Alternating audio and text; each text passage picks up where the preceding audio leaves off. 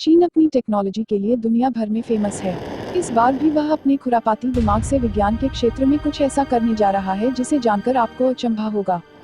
दोस्तों, अगर आपने यह चैनल अभी तक सब्सक्राइब नहीं किया है तो कृपया अभी कर लें। चलिए शुरू करते हैं। 14वीं का चांद और चांदनी रात की बात हम अक्सर फिल्मी गीतों में सुनते रहते हैं। तमाम कवि, लेखक और शायर पूरे चांद के इंतजार पर अपनी रचनाएं रच गए। कैसा हो अगर महिलाएं जब चाहें बस बटन दबाकर करवा चौथ का चांद देख लें। जी हां, आपने बिल्कुल सही समझा। अब चीन ने आसमान पर हर रात पूरा चांद दिखने का दावा किया है। एक चीनी कंपनी ने घोषणा की है कि वो एक नकली चांद को चीन के आसमान पर भेजने की योजना बना रही है, जिससे रात में चीन का आसमान चांदनी रात से गुलजार रहेगा। आइए ग्राफिक्स द्वारा समझते हैं नकली चांद पृथ्वी की कक्षा में कैसे स्थापित होगा।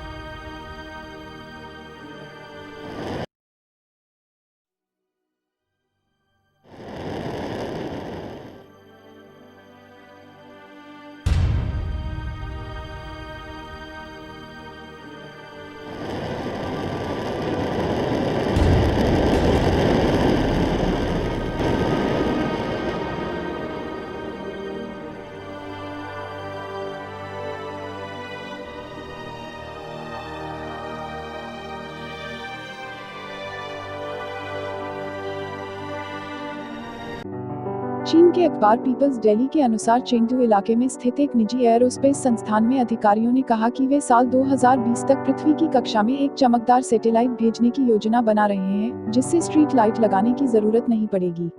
इस खबर के सामने आते ही वैज्ञानिकों के बीच कौतूहल और संदेह दोनों तरह की प्रतिक्रियाएं सामने आने लगी। वू चिनफिंग, जो Chengdu aerospace science institute micro electronic system research institute के चेयरमैन हैं, वू ने कहा कि इस योजना पर पिछले कुछ सालों से काम चल रहा है और अब यह अपने अंतिम चरण पर है।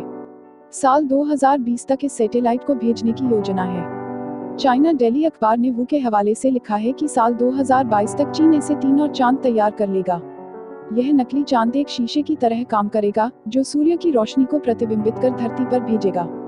यह धरती से 500 किलोमीटर की दूरी पर स्थित होगा। लगभग इतनी ही दूरी पर अंतर्राष्ट्रीय स्पेस स्टेशन भी है। इसके मुकाबले धरती के असली चांद की दूरी 3,80,000 किलोमीटर है। इस चांद की रोशनी 10 किलोमीटर से 80 किलोमीटर के बीच फैली होगी और यह असली चांद के मुकाबले 8 गुना अधिक रोशनी देगा। इसकी रोशनी को धरती से ही कंट्रोल किया जा सकेगा। इस नकली चांद का मकसद पैसा बचाना है। इस चांद से 50 वर्ग किलोमीटर के इलाके में रोशनी करने से हर साल बिजली में आने वाले खर्च में 1.2 अरब युआन यानी 17.3 करोड़ डॉलर, लगभग 12 अरब 41 करोड़ रुपए बचाए जा सकते हैं। इसके अलावा प्राकृतिक आपदा जैसे भूकंप या बाढ़ जैसे हालात में जब ब्लैकआउट हो जाता है, उस समय भी यह नकली चांद रोशनी देगा।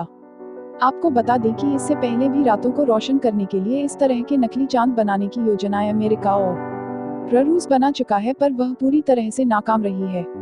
साल 1993 में रूस के वैज्ञानिकों ने ऐसा चांद स्पेस स्टेशन की तरफ भेजा था। इसका ऑर्बिट 200 किलोमीटर से 420 किलोमीटर के बीच था, पर वह प्रोजेक्ट पूरी तरह से फेल हो गया था।